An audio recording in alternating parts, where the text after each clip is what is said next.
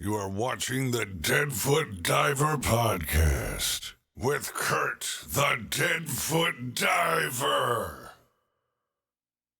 Welcome to the Deadfoot Diver podcast. I am pleased today to have with me Captain Jeremy McDonald from the Canadian Armed Forces and also the owner of Yellowknife Divers. How's it going, Jeremy? Hey, loving life, living the dream up here. Thanks for having me on. Oh, well, thanks for coming on. Yeah, And by the way, thank you for your service because our veterans do not get enough respect. I appreciate that. So, first of all, tell me, I came across your profile actually. I was Googling military divers, and you actually had a profile come up on the Canadian military website about all of your diving experience and your show, which I thought was amazing. Yeah. That's really the military is just my surface intervals that keeps me going in between dives. So, when did you first start diving? I started diving, it was actually 1994. I was in Saint-Jean-sur-Richelieu during French training, just as an officer cadet back then. And one of the guys in the squadron was like, "Hey, let's do this diving course." So we met a PADI instructor in Saint-Jean-sur-Richelieu and jumped into the river there a couple times and then got certified. So that was 30 Wow. years ago. Wow, that's amazing. Now, originally, weren't you actually going to go through for a clearance diver?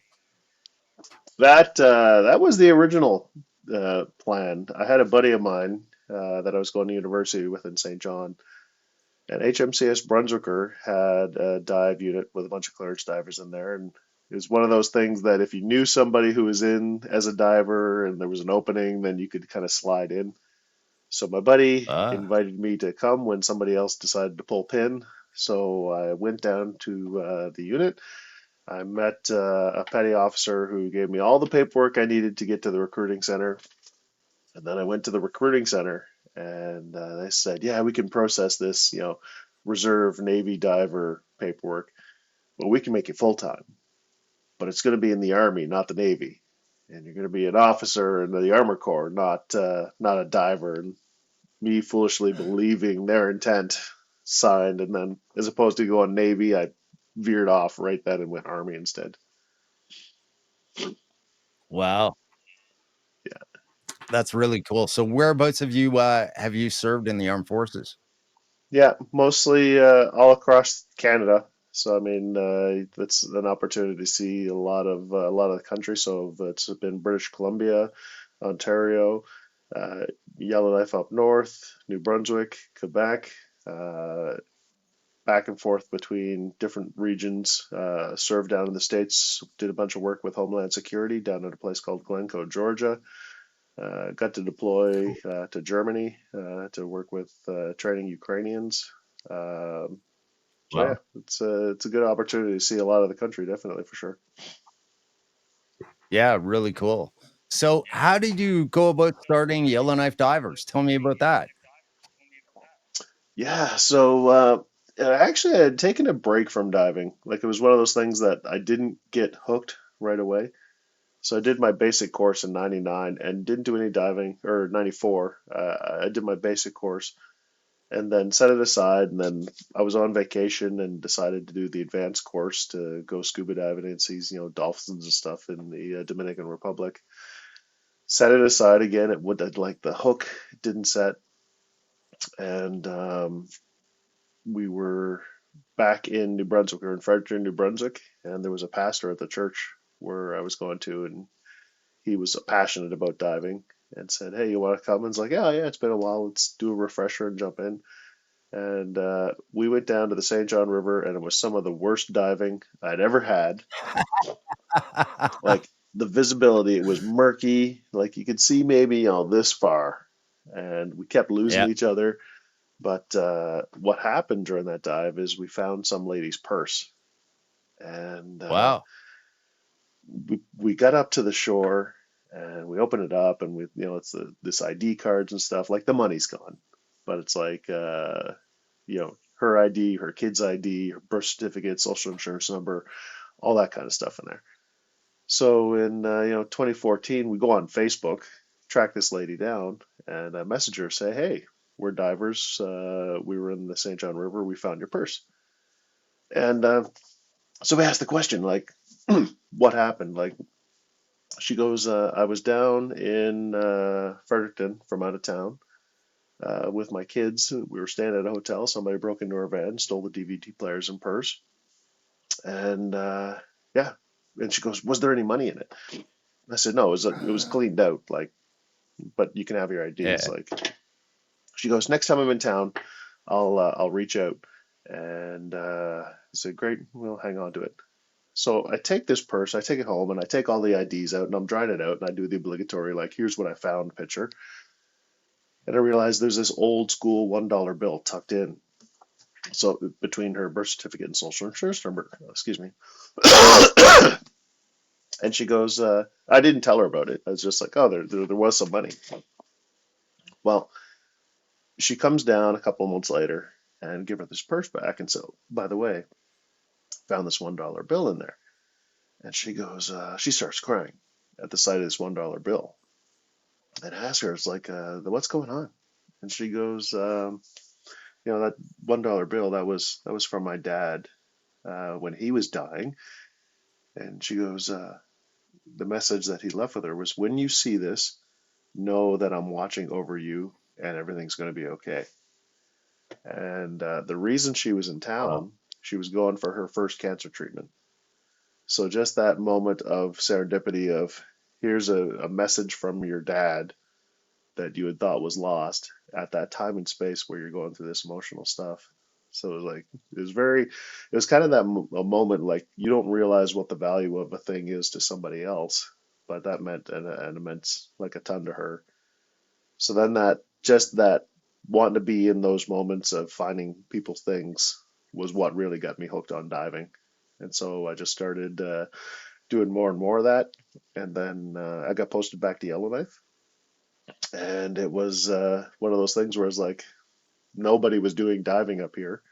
So it was easy. Anytime you go off a dock, it's like, "Oh, here's 4 cell phones and here's a bunch of other stuff that we found."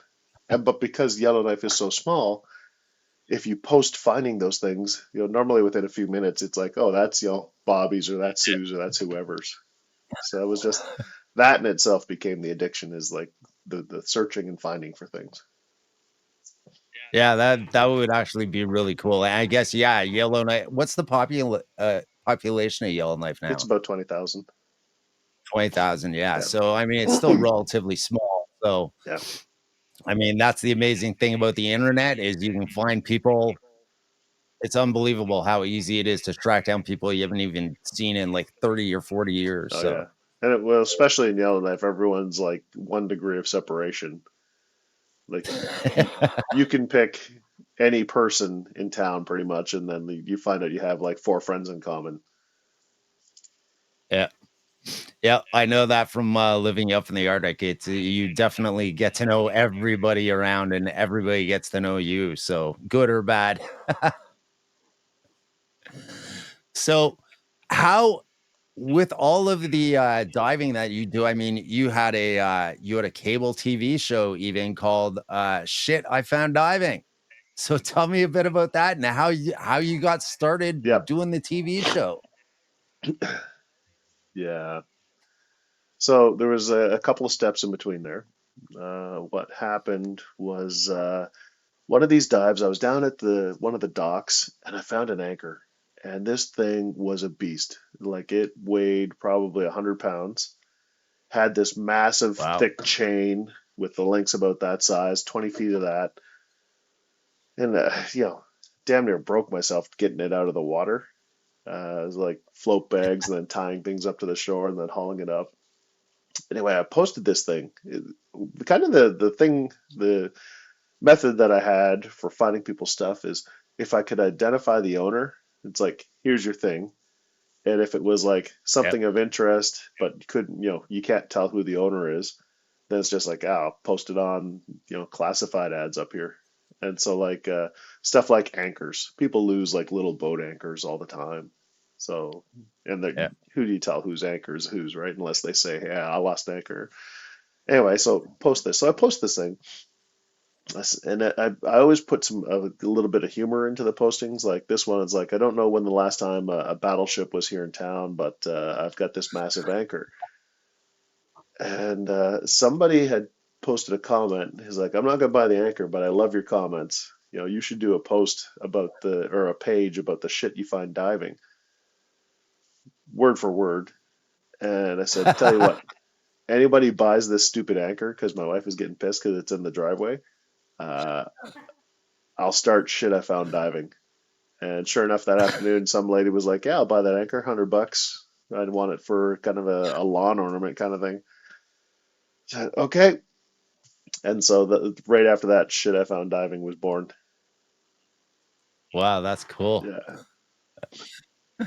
So, what's it like diving up in the Arctic? I mean, what are the conditions like? What's the water temperature like, even during the summer? Yeah. Yesterday it was 2 degrees. We did some ice diving, so that was 2 degrees just below, which was, not too bad. So that's the coldest Great Slave Lake gets, at least.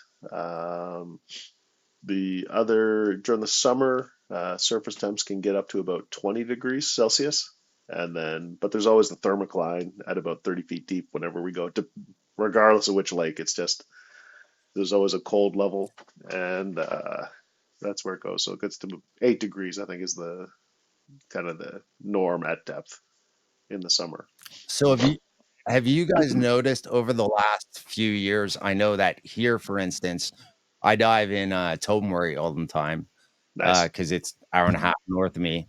Yeah, it's awesome living so close to Tobermory. I mean, I can literally be at the tugs in an hour and a half from my house. Yeah. So, what we noticed over the last year when I've been diving is how warm the water is, especially here compared to what it's been like back when I started diving in the 90s, and even people who've been diving consistently through that time is how warm the water is. Do you notice a big difference there as well?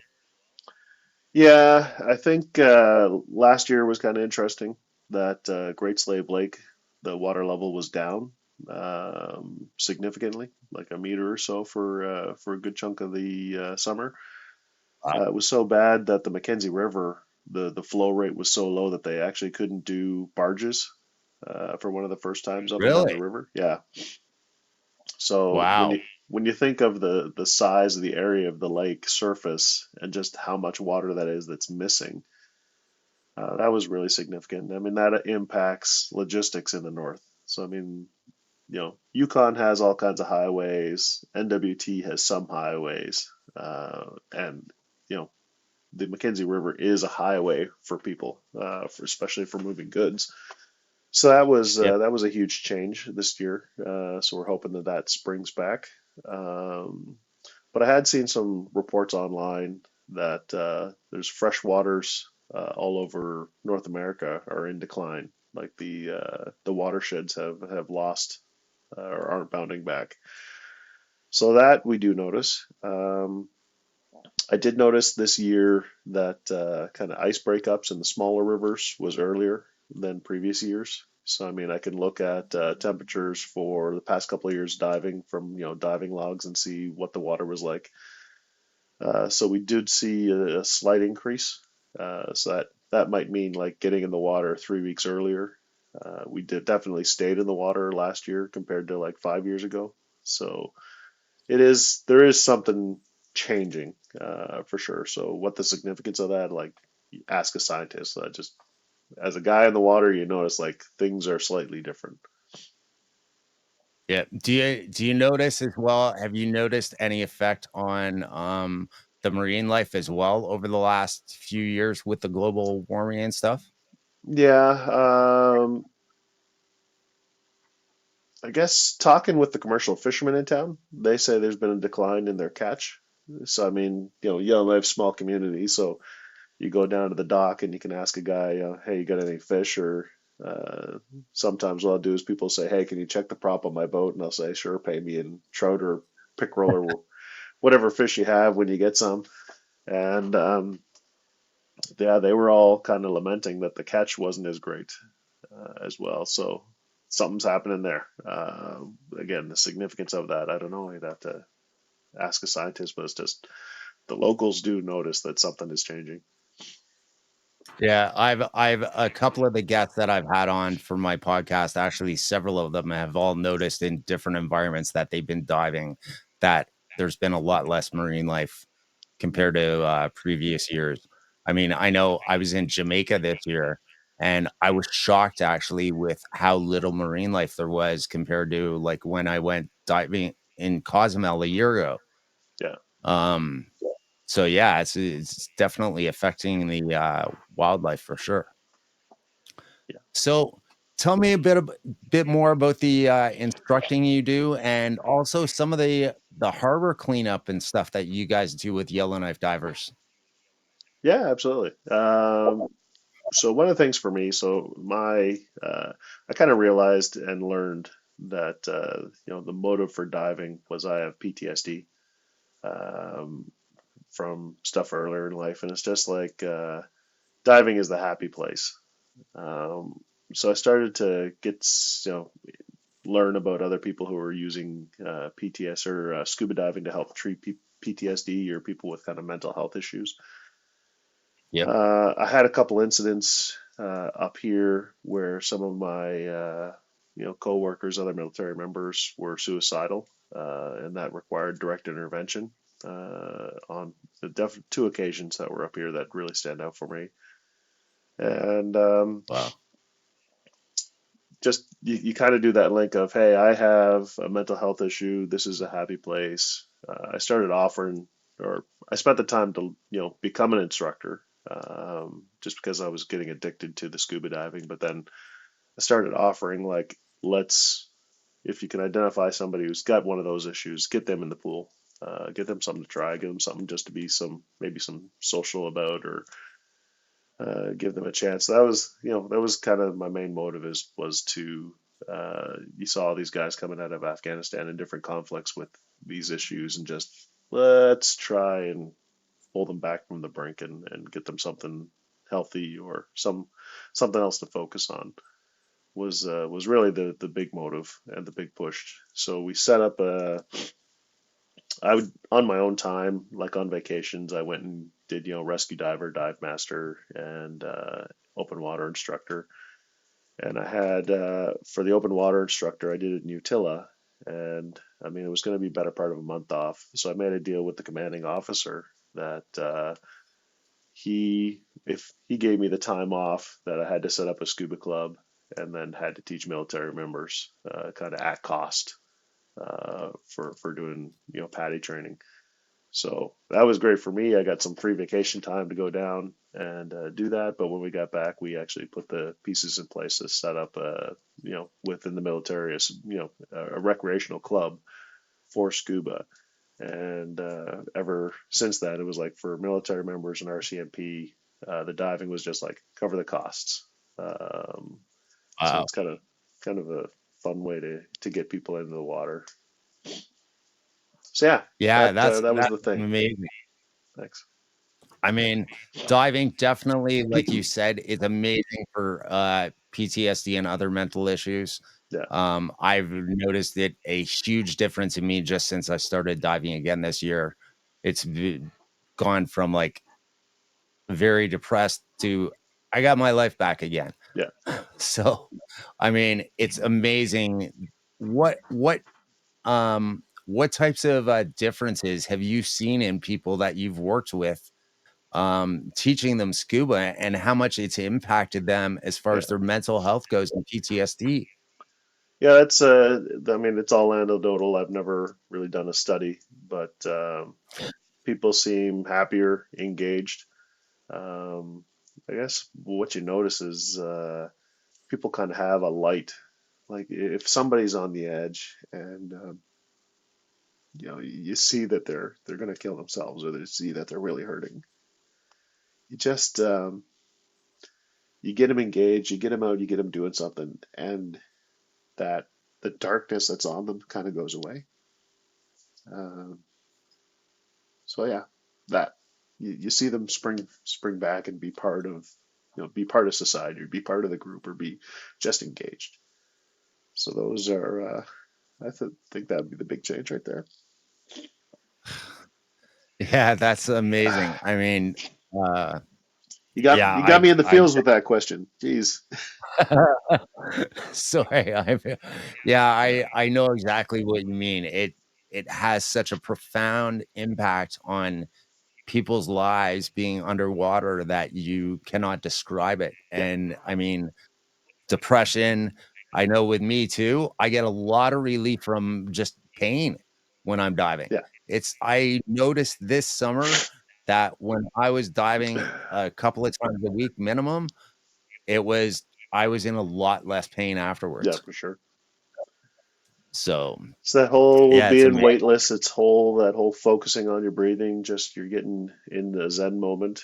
You're just working on surviving, but being comfortable and enjoying where you're at. So it's like all the stuff that's up above is up there and away for a while. Yeah, which is amazing. I mean, how many veterans do you have diving with you now? Well, that's the thing. It's our issue is that everyone gets posted. So I've got this cycle that every year, 30% of my friends disappear, just because they come up. For whatever reason, I've been able to stay in Yellowknife for 14 years. So Wow. the military has a 3 or 4 year posting cycle. So every year, you got to say goodbye to some of the crew. Um, so right now, I think the active ones are probably about 15 people. People who kind of show up and have done it a couple of times might be about 50 people. But it's always that, a bunch of people leave and then a bunch of new people come back. Yeah, how have you managed to avoid getting moved for 14 years and stay in Yellowknife? Yeah, it cost. So I mean, it put me in the Captain for Life club. So you're basically saying, hey, I don't want to talk about career progression. I want quality of life. So I just managed to stay. There were different positions up here that I could jump into.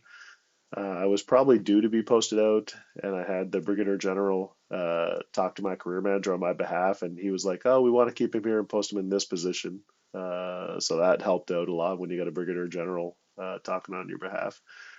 Um, and then COVID hit, so there's another kind of like no, they shut down the postings, and just everything lined up that way to be able to stay here for so long. Well, that's awesome that you've been able to stay there so long. And I mean, I could see why they wouldn't want you to move because of the impact that you're having on all the people up there. Oh yeah, that's the thing too. It's like my training is as an armored officer, so I'm not Navy at all. I'm not a diver in the military, but it was just like that's the thing I've become known for. Um, Normally, when somebody's posted in and you're meeting them for the first time, one of my first questions is, "Do you scuba dive? Do you want to?" And that's what I'm known for. Um, but yeah, it's been a great run up here. I'm actually retiring, so my last day in uniform is next week. So Oh, wow, yeah, congrats. thank you. So 30 years, I So feel like I've made it or something. You hit the finish 30 line. years. Yeah, Holy smokes. yeah. That's amazing. Well, thank you again for your service. And so are you just gonna what's your plans when you're retired? I'm not very good at retirement. I already started a new job. I'm rolling over to the Coast Guard. So Really? they have a position here. So I'm going to be the superintendent for Arctic security. So Wow. we're working on northern security issues with communities and other government departments on behalf of Coast Guard of Canada. Wow, that'd be a very interesting post. So what's your job gonna involve with there? And are they gonna have you be doing some diving and training with their guys as well? So I've already started with the diving club for the fisheries and oceans up here. So there was a workplace charitable campaign where people donate to like United Way. So Yep. I said anybody who donated $200 to United Way, I would do a pool, referral course in the pool. So Yep. 3 to 4 sessions. So I had about 8 people within Fisheries and Oceans jump on that. So I got my new scuba club starting at my new job. So And are you still you're still gonna run both clubs though? oh yeah, yeah. The town is so small, especially on the federal side, that like for Joint Task Force North, we already let RCMP or any other organization kind of join in as well. So it'll be the same thing. Like all the DFO people can join the JTFN club. So it'll just be one massive club. Cool. That's really Yeah. cool. So what kind of what's the most interesting thing that you've ever found in the Arctic? Because I Oh mean, man. with all the historical stuff that's happened up there, you got to have found some pretty cool old stuff.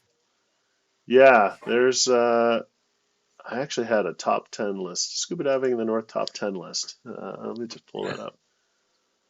Um, anything Top kind of, 10 list. I don't even have a top 10 list. yeah. And it changes. I think I've added in the past year. It's just there's a lot of fun, goofy ones. It's like we were diving in the Yellowknife River, and we had found a Yellowknife River sign that some kids had obviously thrown in. Oh, that was actually that's so we're in the Yellowknife River, and we see this road sign, the Yellowknife River. So we giggle like, "Oh, hey, now we know exactly where we're at. No questioning this dive site." But we get it to the surface and we post it like I always do that. Like, here's what we found today. And some kids were actually in the comment section. Hey, there's the sign we threw in the in the water. So I reply to them. It's like you're realizing you're admitting to vandalism right now, right? Yeah. Yeah. So they deleted their post, and I let that one slide. Shotguns, rifles were always kind of a fun thing. Um, Oh yeah, this was neat. Found this the other day. I had somebody remake it. So there's a fillet knife that was Wow. we found that in one of the rivers, and then I had a coworker in the military. He does woodworking and leatherwork, so he put everything back together. But this is Cool. the fillet knife was engraved. It was F. Ontorini hand ground stainless steel is the writing that's on there. So that's a Huh. it's a famous Finnish company that does fillet knives, and when they still do the grinding today, but they now stamp it in. But that engraving that they had, they said that was from about the 50s or 60s. So we just found that Wow. last summer. So that was kind of a fun little one. Oh, I should Cool. send you this video. There was this one funny one. And Yellowknife's so small is that when people lose stuff in the water, it's like word of mouth now. Like, oh, call Jeremy. But we found this one. We were swimming near the houseboats, and normally in the water you find things that are like fishing related or boating related, like things that belong on the water. Uh, Yeah. this one time we found a microphone, like A a microphone. singing mic, and we're like, okay, well this is not one, throw it in the bag. But we posted that we'd found it, and the funny thing was they had a video of when Buddy lost it, and it was a local group that were on top of one of the houseboats, and they were doing a music video. And Buddy's got the microphone, he's rocking it out, so he grabs the string on the mic and he's spinning it, and the thing goes flying off. And the look on his face, he's just like, huh? So whatever they were recording stopped that day. But yeah, some of the funner ones, like we found an oil seep. So there was oil bubbling up out of the bottom of the lake. We thought there was a boat that was in Wow. there. Uh, Gold was another one. There's some places where there's quartz veins underwater with visible gold in it. So you can go diving and actually see gold, which is kind of fun.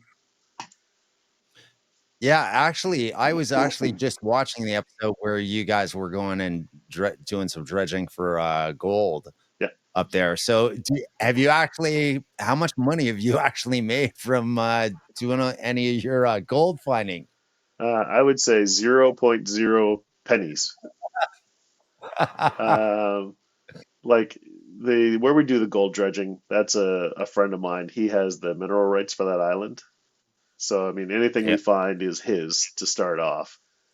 but we just do it for the fun of it. Like, hey, it's been one of those mental games of, how can you get stuff up off the bottom? So that was like, oh, let's do a, suction elevator where you take a tube, you put an air bubble in, and as the bubble rises, it creates suction. And just, it's been this weird progress of, what if this will work? And then you plan a thing, and then you fly out and you try it, and it doesn't work. So you got to go back to the drawing board and try something new. So we're not which is professional miners by any stretch. So have you actually found any decent sized nuggets? Oh yeah. There's some like the visible gold. It's to a point where it's not. I mean, it's not like nuggets. Like what's that guy out in BC? Pioneer Polly. Like he's got Yep. he goes out and actually finds like large ounces of gold kind of thing. No, we got like they're flecks of gold, but you can see them in the quartz. So yeah, we've got rocks that like, oh, here, this is a piece of gold. Like if you look at this angle this way, there's a little piece of gold there, kind of thing. Um, and all the gold is fused with the quartz here, right? So it's not like you can go panning for gold effectively here. So it's a different. Yeah, you guys use like some weird hand rock crushing machine, right? Yeah. That was fun. That turns everything into like the size of pepper, and then you can pan those ones. So that's Not my only friend that, kills Geezer. you He's raw. just yeah. I think Geezer's what I'm gonna be in my future life, like some just kind of crazy guy who's got ideas on things and is willing to go take anyone along for the ride. I recognize. Yeah, I'm not. What am I saying? I'm not going to be like Geezer. That's how I am now. It's just like, hey, anybody want to do this? Yeah, okay, let's go. God, that was yesterday. Yeah, Even yesterday, we had we were doing this ice diving, and I just messaged kind of the dive group like, we're doing this. If anyone wants to come to visit, great.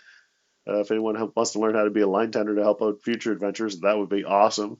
And then somebody came out and I want to learn to line tend. Like, great, I want you to learn how to line tend. You're now my tender.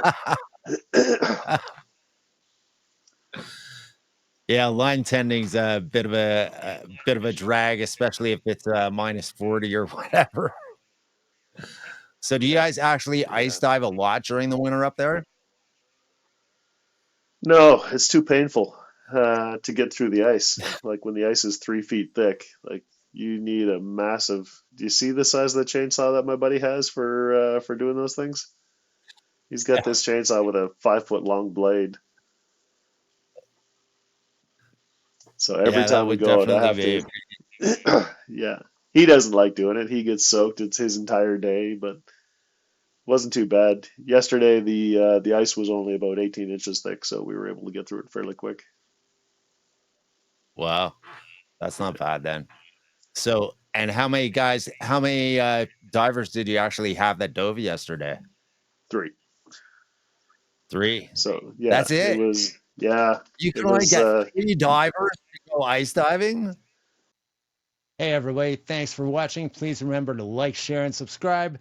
And by the way, we're also on your favorite podcast platforms now. We are on Amazon. We are on Spotify. We are on iHeartRadio. We are on Player FM and Podchaser. All of the descriptions are going to be down below. So make sure you check us out. Thanks. Have a great day. And remember, grab an adventure and live. thing is, not everyone has a dry suit up here, right? It's like how long was it before you bought your first dry suit kind of thing?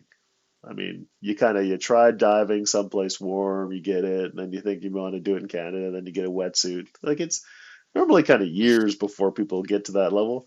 My thing is with people getting posted all the time, I only got them for 3 years, so at the point they're ready to leave, they're Yeah. like, "Oh, I might get a wetsuit." I'm like, "Yeah, okay." Like, see you in 5 years when you get your dry suit. Come on back. Yeah, and dry suits aren't cheap by any means. Yeah, yeah. Well, it was a training event, so I did have my son come out. So we did his dry suit and his ice diving introduction. So it was Oh, cool. good to get my son into those ones. How old's your son? 23. And how long's he been diving for? God, 7 years. I took him Wow. when he was a teenager. We went down to Mexico. So I think I was doing rescue diver, and so he and his sister came along and they did their open water and advanced at the same time. Cool. So do your kids dive a lot?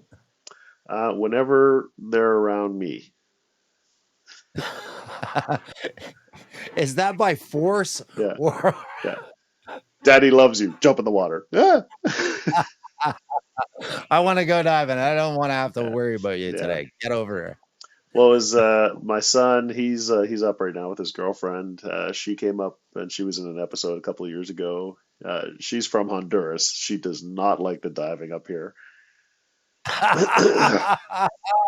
But we all went down last year to meet her family, who are still in Roatan. So then we all went diving down there. So I think her dad was happy. He was a diver, and then none of his kids, like his daughters, weren't interested in it. So now he's got one of his daughters interested. It was just a neat bonding experience. Let's go do this diving. Let's see what we can see. And, I mean, you're in Utila at that point, and just having a grand time. Oh yeah, yeah. So do your wife dives as well? Yeah, she's a dive master. She's the dive master. So Yeah. okay, now I gotta ask this question. What's it like diving with your wife? Because I ask this with everybody who comes on who has to partner with her wife diving. Yeah, Claire is really good. She's a real good diver. She's a bit more cautious, so unfortunately, my risk tolerance level is a bit higher than hers is.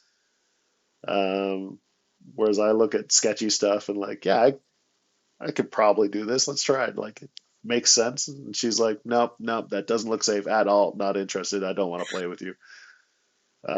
She's definitely a warm weather diver. So she'll come out for like the cleanups and stuff and help out with those. But if I'm like going to the dock to find somebody's cell phone, she's like, no, not interested. Not worth my time. Not worth my effort. Like, I'm going to come out with you for a 6 second dive. Like, no.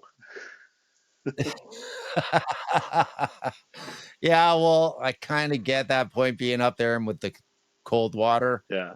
I going in for a cell phone would kind of be a drag if you knew exactly where it was. I'd have to make an excuse to stay. I'd stay in because there's no Yeah. way I would bother to get suited up for a 6 minute dive to go in and Yeah. pull somebody's cell phone out that 6 minutes. they dropped right down. But I said seconds. Some of these dives, like when people lose their cell phones, they're like, I lost it right here off the dock. And sure enough, you drop down and there it is. Pick up the phone, it's still on, and pass it back to them. Like man, I spent 20 minutes getting down here, getting getting dressed, getting geared up, and I'm gonna spend another 10 minutes. Like, yeah, I'm the ridiculous one for doing those things.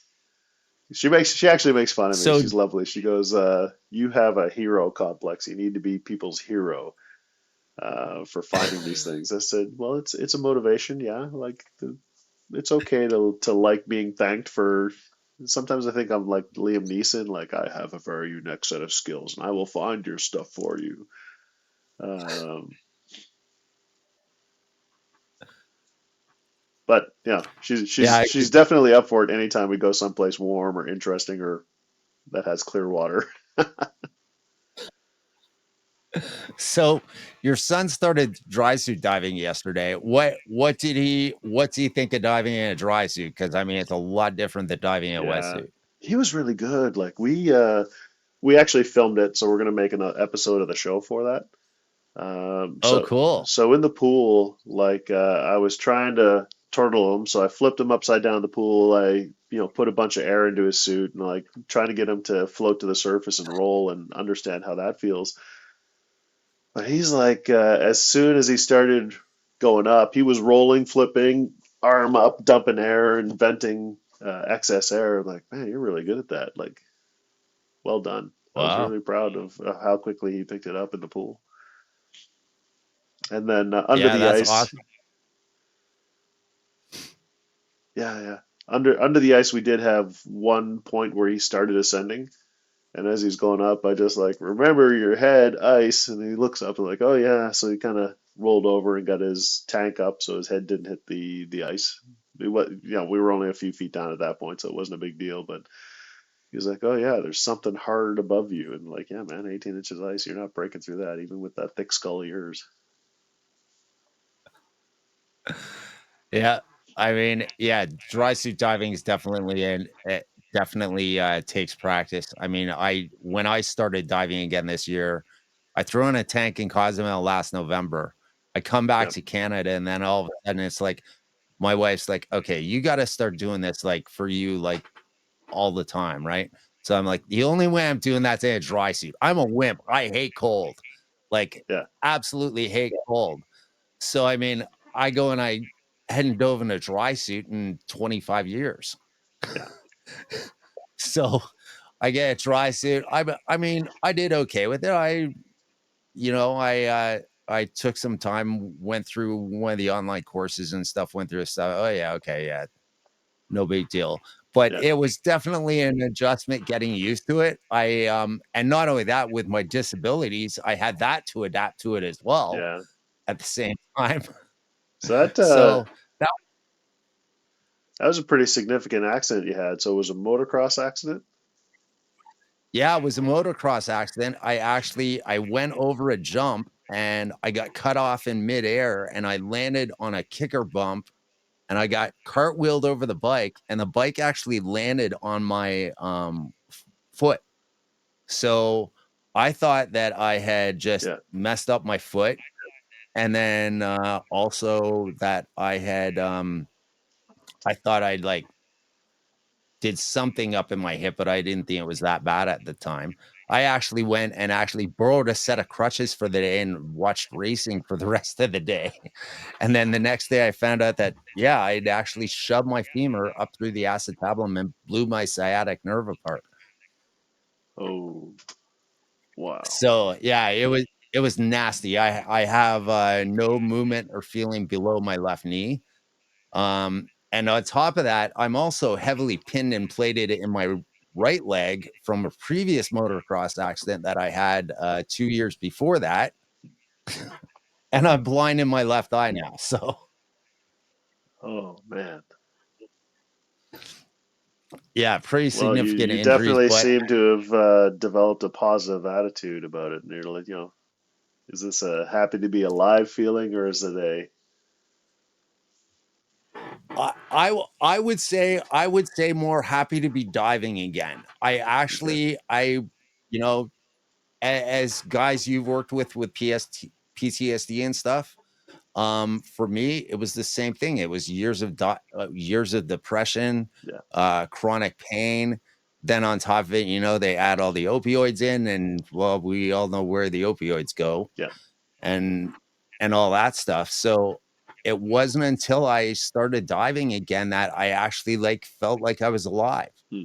And I mean, I used to be a professional diver back in the 90s, and I honestly, that has been the only thing. I've done a lot of cool stuff over my life, but that's the coolest thing and the only thing in my life that I have honestly felt that I've been really good at and really enjoyed was diving. Yeah, for sure. So, sorry, uh, for, for me to be able to get diving again is I like dream come true, and even now, especially since I'm disabled. Yeah. Yeah, definitely feel that. So I'm glad you're able to find that and get some relief from kind of the emotional stuff. Like that's heavy, like losing the mobility and the sight. It's just that's life changing. You think your life is going to be set, you're going to live forever, and I'm admittedly starting to feel it too. Like I turned 50 this year, so you start like, oh, the knee hurts all the time, the shoulder hurts all the time. You realize those aches and pains aren't going away, but you had some pretty big ones fairly recently. yeah, yeah. So that's awesome to find something that kind of gives you that relief and brings you back. So I'm proud of you for that. You That's know, good. Thanks, man. I'm so happy, and I mean that's the other reason I'm doing this podcast is to inspire people Yeah. and hopefully show them the positive aspects of diving and what it can do. Yeah. Um, I've actually been talking a lot with Jim Elliott from Dive Heart Yep. down in the States. Yeah, for sure. And Jim's an incredible guy. His organization does incredible stuff with people of all types of disabilities. Yep. So, that's been really inspiring for me as well.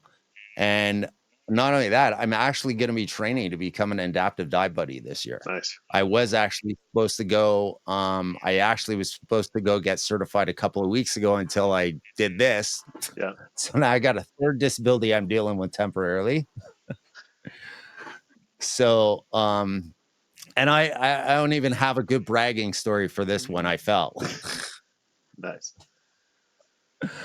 So, but yeah, that's my whole goal, is to become an adaptive dive buddy, because I met an adaptive lady in Cozumel on the dive boat, and she was the one that inspired me to start diving again. If it wasn't for her, I probably would have never threw a scuba tank on again, honestly. Yeah. Well, that's great. And that's the thing about diving, like you can always find something new to inspire, to jump into, to learn. So I mean, like being the adaptive buddy, that's been no, one that it's I've wanted to incredible, do and up I'm here. actually Oh, go ahead. I'm actually going to be starting to do technical diving this year as well. Okay, very cool. So you're So thinking like yeah, I'm actually rebreather being or what, or mixed gas, or what are you looking at there? no rebreather. Rebreathers terrify me. Same. I'm actually going to at some point, I'm probably going to do a pool session for my podcast, hopefully do an intro on rebreather. Yeah. Past that, I'm out. I got ADHD. It's way too easy for me to like forget stuff when I get too excited or whatever. Yeah. And everybody I've talked to about rebreathers are like, no, you got to start planning on Tuesday if you're going to dive with them Saturday. So I kill myself. Yeah. See, So that's my no, thing. I get phone calls all the time. Hey, can you help me out? I lost my phone down here, and sometimes it's like, yeah, okay, I can do it. Let's go. And like the stuff's in the truck, and I just jump in, and 5 minutes later I'm in the water. So that whole must plan out, must have all the gases, must have, that's the thing. The other thing up here, Yellowknife is like Yellowknife has everything you need in a town. So I mean, we got a Canadian Tire, we got a Walmart. It doesn't have everything you might want. So it's like if it's not something that appeals to the masses, it's probably hard to get here. So like gases and stuff would be a bit of a challenge up here, and replacement equipment would be a bit of a challenge. So that's for me that, you talk about like risk levels. My instructor, Andy, he passed away on a rebreather in the canals. And I never read a report, but this was like just after doing my instructor course. Andy Phillips dies on a rebreather accident. You're just like, man, this guy was diving like 5 times a day, every day. Like, must have had thousands, tens of thousands of dives. If somebody like that can have an accident, it's like, nah, I'm gonna stick to air that I can manage easily and not have to worry about things. now, can you guys get nitrox up there? I would have to blend it myself, and that's another one of those things like, not worth doing it. So Yeah, that's pretty expensive venture to get into. yeah, and a lot of my dives, I mean, realistically, like the water's so cold up here, especially at depth. Like there's only vegetation from kind of 0 to 15 feet. After that, there's no more vegetation in any of the lakes. So you're looking at mud or bedrock. So unless you're looking for something, it's just like it's not exciting to go to depth. So the vast majority of my dives are 30 feet or less up here. Now there are dives that there's drop offs and you're looking for something cool and you push it and you go down to 80, or we're doing like advanced open water dives and we're going down to 100. But those are pretty much bounce dives. It's like, oh, let's go check out 100 feet. Okay, we're down here. Great. Everything sucks. We're good. All right. You've used your air. Let's go up now. Yeah. Yeah, I can definitely see where that would definitely limit the amount of time that you want to spend underwater, especially when it's that cold Yeah, too. yeah. Like So, if I sent you some of my dive profiles, there's like a thermocline in the larger lakes, and it's roughly about 30 feet, and it's an 8 to 10 degree drop, and it's super oh yeah, interesting to see. I don't know if you've ever really looked at thermoclines, but it's just like yep. looking at a highway on a hot day where you get the shimmering coming up. So it's just like that's really interesting to see. It sucks to go under it, but Yeah, it definitely does when you hit that thermocline, especially on your face. It's like, yeah, yeah, yeah, yeah. And that's the other thing too for like I've gone out, I've bought or purchased the gear for wetsuits for people to use. Like we're using those Neotex, the five, yep. six, seven ones. So when people are going On the diving Hollis for one. training up here, yeah, yeah. So we'll put Yeah, them I in just that. got one of those actually. Nice. I love them. And they're great for students. But then, like, to do those colder, deeper dives, like, okay, you're new to diving, but if you want to do this, you need to buy your own dry suit. Like, I haven't gotten myself to the point where I need to have an inventory of dry suits for people to use. So, I mean, we get the BCDs, we got the regulators, and we got the suits and fins and gloves and stuff, but, you know, setting the cash aside to outfit everyone else is like, man, it's hard to make a business model to do that up here. Oh yeah, yeah. I mean, dry suits that are insane. I remember back in the 90s, I bought a Viking Pro heavy duty at the time, and it was like Yeah. everything in was like $1,200, which was a lot at the time. But Yeah. then, I go to look at, I started buying gear again this year and went to buy dry suits. It's like $5,500. I know. Yeah. Exactly. So, That's I set however, myself up as a dealer with a bunch of different brands, which has increased my storage requirements in the house because now I have like, oh, I can get this. You know, it's that mental justification is, oh, if somebody else is placing an order, I'll just throw this on and get it at kind of dealer cost. so does that drive your wife nuts? Yeah. We live in a small house too. So our house is only 1,100 square feet. So I mean, like, I got shelving systems in the office full of scuba gear lying around as I look around. There's scuba gear on the back deck. There's scuba gear under the house. So yeah, but she's at her happy place is pottery. So she overfloods the house with pottery stuff as she's making pottery. So it's a win-win for us. We both split the floor space amongst our hobbies. Yeah, we actually live in a 900 square foot place, so a bit smaller than your place. Yeah, And wh- the other day, my wife, because she designated one of the closets out in the front for me for all my dive gear stuff, and the amount of dive gear I accumulated over the last year has been like absolutely insane. And now she's like, the other day, she's like, okay, I think we need to make these two closets a walk-in for you. yeah. Nah, that's great. Yeah, I just accept my office will always be a disaster as I look at, cameras charging on the ground and stuff drying right now. Oh, the dry suits we used yesterday, they're sitting up in the bathroom. I had to put a hanger in so we could drip dry into the tub. So it took over. Yeah. Yeah, it's the same thing when I come home. All my stuff goes into the bathroom. Everything's all wet. Let it dry out. She's like, "Can I use the shower?" Yeah, Yeah, okay, I'll move this. yeah, yeah. So the joys of all the wet dive gear Oh afterwards. yeah. That's been fun. I tell you though, that it's like again, the thing about diving is just I keep telling my students like whatever you're interested in. Like I love going into murky water and finding people's things, but that's my jam. That doesn't have to be your jam. Like I've got students who are interested in macro photography. I'm like, okay, I love that for you. Like let's go in and work on photography, or There's some people who love the finding things. There's people who like looking at the vegetation. There's people who like looking at the animals or whatever. And it's just like, there's so many paths you can go down to. Is like, if you got to find your interest and go dive into that or jump into that a little deeper. Like my latest thing is macro photography, which is I really love doing, like jumping in Cool. and getting close up with critters. And then it's great. Like, so I'm not, Coast Guard, which is fisheries and oceans. There's a guy there who wrote his doctorate thesis on sculpins.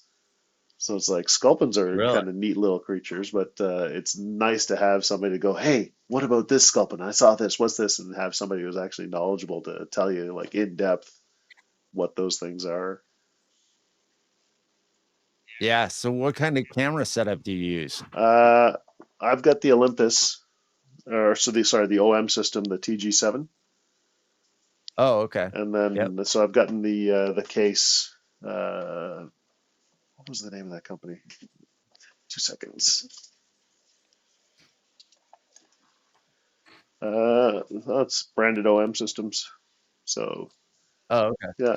Cool. So slap on a couple of lights and away you go. Cool. I have done I've in the past, when I wasn't into diving, I've actually done a lot of professional motocross photography Oh, nice. and stock car racing photography. I actually have started shooting because of this podcast and also diving.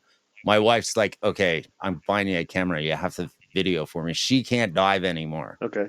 So she actually got COVID in 2020 and she's got asthma now. Oh, no. So it's actually a real bummer because we never dove together before. Yeah. And I mean, she's done some amazing diving. She used to do cave diving. She lived in the Bahamas. And she's fully behind me doing this. Actually, she has booked me a trip to the Bahamas on a Blackbeard's liveaboard for a week. Oh, nice. So yeah, I'm pretty pumped about that. I'm gonna get some more photography equipment for that because the two things that excite me the most about diving are wrecks and sharks. Nice. And I want to see some big sharks. So for me, going to the Bahamas is going to be amazing. Going to the Exumas, I cannot wait to be in the water with like 12 and 13-foot sharks. Yeah. It's going to be incredible. So, I mean, I every time it was funny when I was in Jamaica. Every dive, they're like, "Okay, what do you want to see on this dive?" And I'm like, "Sharks." Yeah. Big sharks. And he's like, "What is it with you and sharks?" I said, "I want to see big sharks. Yeah. Even if I only see one big 12-foot reef shark, I'd be cool, right?" Exactly. Yeah. Jamaica, unfortunately, awesome diving, but generally in where they do all their diving, they only get a lot of nurse sharks and stuff like that. So I saw a couple of nurse sharks, which was cool. And I mean, I've seen lots of nurse sharks before, even in the past when I was diving down in Florida and stuff. So for me, I want to see some of the big guys. Mm. Yeah. It was funny. So Claire is passionate. Like, I think she wanted to be a marine biologist, and it's somewhere along the way she decided nursing was where she wanted to go. But I still think she has that marine biologist vibe. Like, we went to Cozumel and we went on a bull shark dive.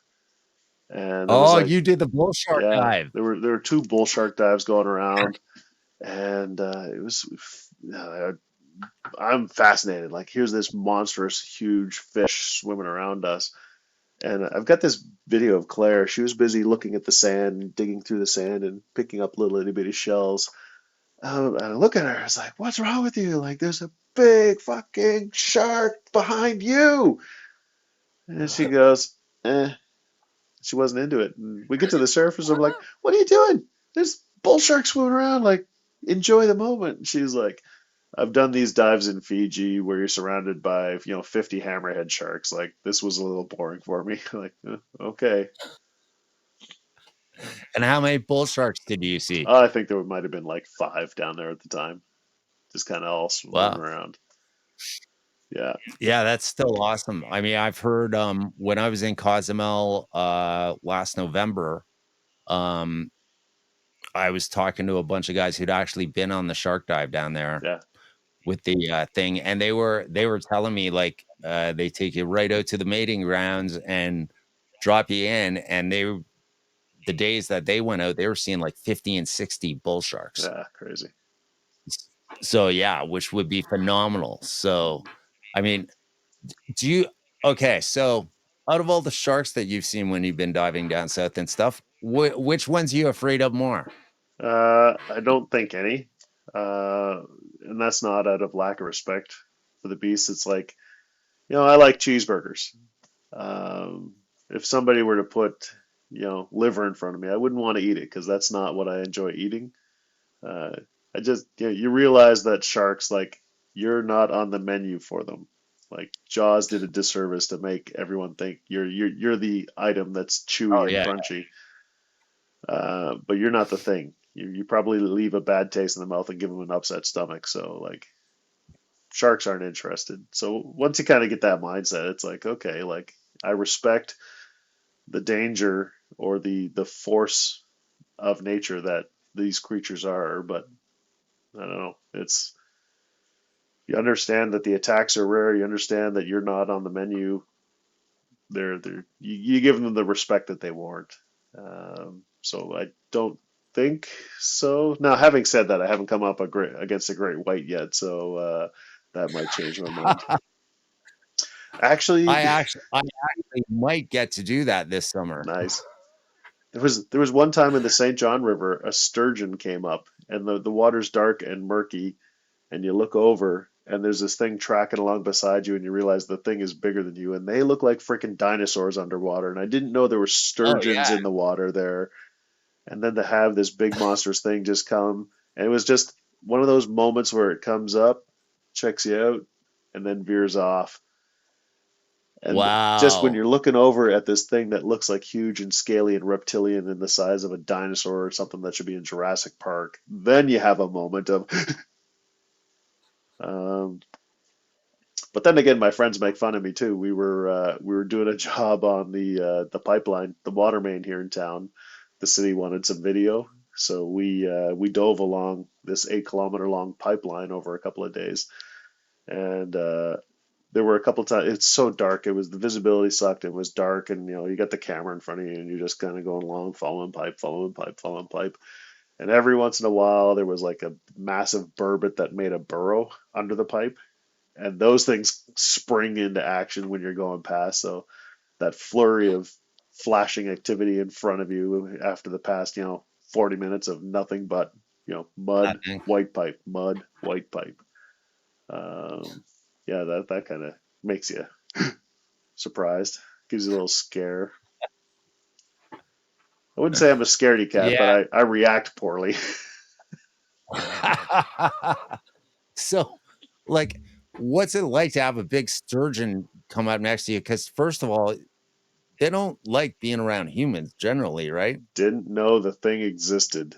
So that took some research afterwards. Like, what the F was that? That was huge. Oh, Uh, so you didn't even know they existed before you seen the one. no, no. That was like I don't know, man. You go to all of my dives up to then. What was that? I would have had, my basic course in the Saint Jean sur Richelieu River, so there was nothing to see except mud and poor visibility. Advanced in Dominican Republic, and we saw. I don't even think we saw anything big. Maybe a turtle on those dives. So then St. John River was kind of like the next set of dives that I was getting into. So I don't think I had encountered a large animal underwater until that point. So yeah, and then I didn't realize that they existed in that riverway at all. Like you knew enough, like, oh yeah, like a sturgeon, if somebody mentioned that, it's like, yeah, big fish, they're out in BC or something. Like, no, no, they're in the Yeah. St. John River too. It was just definitely like was not mentally prepared for big thing that looks like it could take your leg off. Well, not only that, I mean, they are scary looking. I mean, I know somebody that when I was a kid, I remember one of my dad's friends caught one. It jumped in the boat and he literally jumped off the boat. Yeah. He was that terrified of it Oh, once yeah. he got in the boat. Yeah, yeah. It'll make you question your decisions for sure.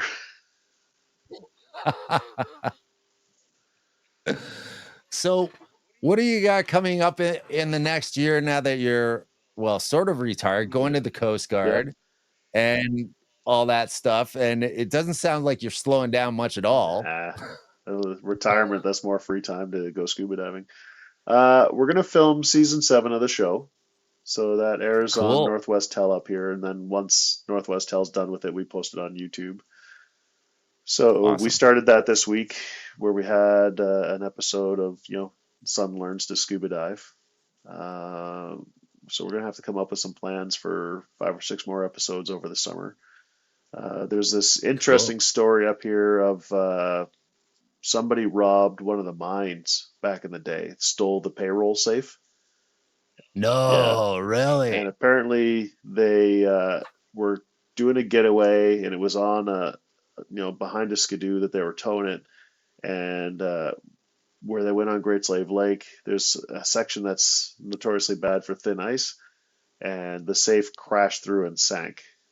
So Oh, apparently there's a safe from one of the mines that, and the way we got the story was buddy who stole it confessed to somebody on his deathbed that he wanted to clear his spirit before passing on.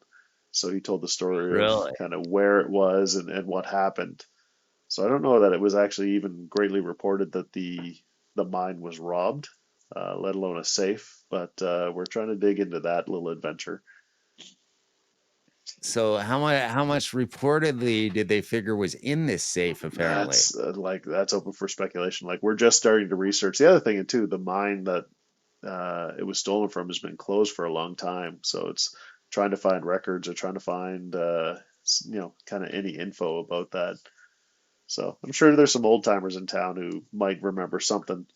So that might be an adventure. There's a sunken DC-3 that we were looking for. That yeah, Really? that one was a plane that was on an ice runway and then crashed through the ice. So they apparently took all the equipment off and all the engines off, and then they let the frame sink in. So that's kind of known where the runway was. So it's presumably near the end of the runway or somewhere in that vicinity. It's just it's just the time to go out with sonar and ping the bottom looking for it. I don't know. We'll see what comes up. There's always different stories. Oh, there's actually a really good one.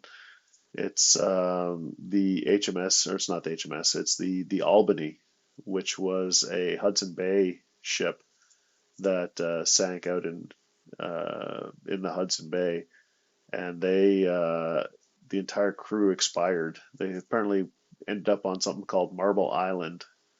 So, but Really? nobody survived to tell how they passed away. So there's a 300-year-old frigate out there, and it had been investigated a couple of years ago. I want to say like 20 years ago or so.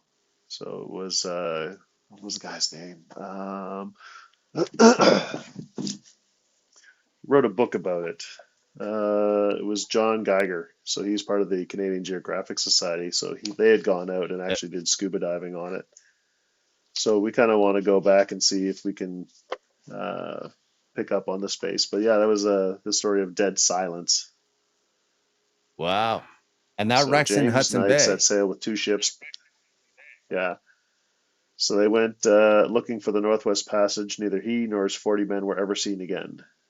So 3 centuries later, John Geiger located the ship submerged and well preserved near the remote Marble Island. After 4 Arctic summers of intense investigation, they uncover a tale of intrigue and betrayal. So we kind of want to go check out that site. It'd be interesting to see a 300-year-old wreck. But again, it's the How logistics of deep is getting it? over. Apparently 30 feet. That's it? Yeah. But Wow. And it's actually it's the really good intact. remoteness. There's actually a YouTube video on that. So they show some of the footage of going out there. Well, But I'll have yeah, to check that seems to out. be. I'll let you know when I check that one out. Yeah, it's the Albany. It was the name of the boat, and James Knight was the captain. Or let me know if you want an extra diver for it. There you go. Yeah, it's all those ones though. It's like the logistics is a pain in the north. Like, there's no highways in Nunavut, Oh yeah. so if you want to go over there, you got to fly into Rankit, fly in the get dive gear. Then this island is about 30 kilometers into the Hudson Bay, so you got to get a boat and get out there and set up camp, and then you got to worry about polar bears, and so it's just the logistical challenges are ever present here. Oh yeah, yeah, definitely. And not only that, I mean, I don't know what it's like now, but I mean, when I lived in the Arctic, the cost of shipping stuff was absolutely ridiculous. And Yeah, I'm sure it's a million times higher now. Like, what's just so that people get an idea, let's talk groceries for a second here, yeah, because people probably won't believe what you are paying for stuff up in the Arctic. yeah, So all right, so what's 4 liters of milk worth up there now? When I was there, it was about $14, yeah, and that was in '99. yeah. It's probably kicking about the same. It's worse in the smaller communities too. So Yellowknife's, we have a highway access south. So the costs that even in Yellowknife experience that are higher. Oh man, what's huge up here? They just increased power rates. We had one of the worst power rates in Canada. We were paying 36 cents per kilowatt hour. And I think they just raised Oh, it like 20%. So I mean, it's our fuel costs are ridiculous. That one hasn't changed. Good thing in Yellowknife, like everything's so close, you might only fill up once every other month on the truck, but yeah. when you do, it's a $200 venture to do that. Yeah, what's gas a I liter up there now? don't know, say 160 something. I I haven't even checked lately. Well, I even in the middle of winter, I'll walk to work as opposed to going downtown and parking just for those reasons. Yep. I I remember once when I lived in Iqaluit, I went into a store and there was actually a stack of Pepsi that they had just gotten in off Sea Lift with a big sign marked "Fresh Pepsi," 35.99 a case. Yep. The math checks out.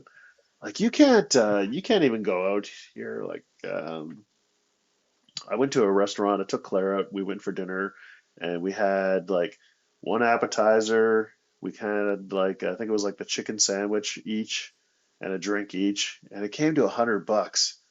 And we're like, what are we doing? Like these prices are ridiculous. Anywhere down Yep. south, this is a $50 meal, maybe. It's like, man. But then, Even down here though, the prices have gone like through the roof for everything down here as yeah, well. I mean, we don't even go out and eat out near as often anymore as what we used to, yeah, even since the pandemic. And then when we do go out, like I used to love going to concerts. I can't warrant spending going to a concert in Toronto yeah. because by the time I go and buy tickets, just get my food and stuff like that for the night, buy a couple of t-shirts or whatever, you're looking at $700 or $800. That's half a trip for me to go to, Mexico for a Oh, week or absolutely. something like Come that. on, Jake. My empathy dog is coming in. Get it away. Yeah, It's all right. From the show. we went down to see Weezer last summer, and he was that show was like, oh, hey, there's the cost of the airfare, here's the cost of hotels. Suddenly you're in for a couple $1,000s. It's like, yeah, why? But I mean, you got to get out of the north every once in a while, so we justify it. Oh yeah. Oh yeah. I mean, the isolation up there will definitely get to you if you don't get out Yeah. every once in a while for sure. So, but Here, come up, say hi. Come well, on, up, get up here. Come up. what kind of He's dog you got? I've got a northern special, so he's a lab husky mix. Oh, cool. Got one blue eye, one brown eye. Super good boy. Ah, Yeah. Cool. He's a super empathetic dog, which I love about him. If I'm having a bad day, he's just like full on focus. Like, you okay? You okay? I'm like, "Yeah, okay, I am now, buddy. You're good." That's the absolute best thing about dogs. Unconditional love. They're just always all over you. I got 2 Chihuahuas actually. Okay. So believe me, not my first breed choice of dog, especially after I got the one of them and I find out that they've got a 20-year lifespan. Yeah. I was like, oh my God, you've got to be kidding. 20 years with a dog? I was thinking, okay, like 10, 12 years, Yeah. These things last normally age forever. 16 max. Yeah. Luckily for 20-year dogs, I actually got 2 really, really well-behaved ones. So Nice. Well, it's like, that aren't overly, yeah. They're not overly. they're not overly yappy or anything like that. They're actually generally pretty quiet in the house. Not gonna They lie. bark when they're outside. That's what I envisioned when you said you got Chihuahua. I was like, man, 2 yappy little mutts, that'd be painful. Oh, yeah, well, believe me, was not my first choice of dog. And when we were looking for dogs during the pandemic, you couldn't get one because there were so many dog scams. Yeah. We're actually on the way to pick up a dog, and somebody canceled it on us. And we had actually just walked out of the pet store with like cage and all the stuff for it. Oh no. So yeah, and then my wife said, well, I got this friend who's got a pet store and they need to get rid of these dogs because they weren't, with the COVID laws, they weren't actually allowed to actually go in and feed the animals and have all their staff in there. Yeah. So I'm like, and she's like, but it's a Chihuahua. And I'm like, Chihuahua? Like, any of the things I've had with Chihuahuas have been relatively minor, except for an uncle I had when I was a kid growing up, and he had one, and let me tell you, he was not my favorite dog by any means. He was a nasty little thing. Yeah. Yeah, I can't. So, I kind of like the labs, is what I've gone for, but I'll go for huskies next. I like the chatter they come up with. huskies are awesome. Be very prepared though, because the training is brutal on them. Yeah. Yeah. I mean, they are stubborn. They love to run, obviously. Oh my goodness. I actually had one when I was up there when I lived up in Iqaluit. I actually had one that I got from a sled dog team, Yeah. and I Yeah. housebroke it and stuff like that, which actually I got a lot of heat for ruining a perfectly good working dog Yeah. from some of my friends. But I mean, amazing dogs, absolutely. I love them. Yeah, and especially the way that you can get them chattering and howling away, and Yeah. We did a dive speaking.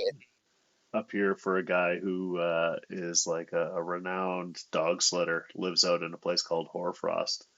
Dave Olson's the guy's name, and bit of a local legend. But we went out there to help him fix a 100-year-old boat, and he's got this homestead out there, and he has like dogs that are working dog sled team, and just you realize like, man, this is a lifestyle commitment that you got going on just for having these huskies and having to run them and having to use them and having to work them.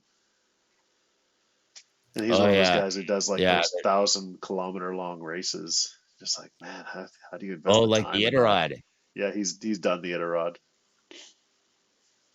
Yeah, that's I have never been on a sled dog. I would love to actually go sled dogging, but I mean, yeah, those are incredible to be able to do stuff like that. Yeah, So, anyhow, I would like to thank you for joining us today. This has been amazing to have you on, and I'm going to have all the links to your stuff, Yellowknife Divers and everything down below. great. And I look forward to hopefully diving with you at some point. Maybe I can make a trip up to Yellowknife and we'll get some dives done. Anytime. We'll go show you what All right. muddy water looks like. Hey, I'm in. Let's go looking for some gold, actually. right? I'd be more into looking for some gold. Yeah, we can arrange that. So thank you for joining the Deadfoot Diver. Awesome. Thank you for joining the Deadfoot Diver podcast today. Remember, like, subscribe, and donate. And have a great day. See you next week.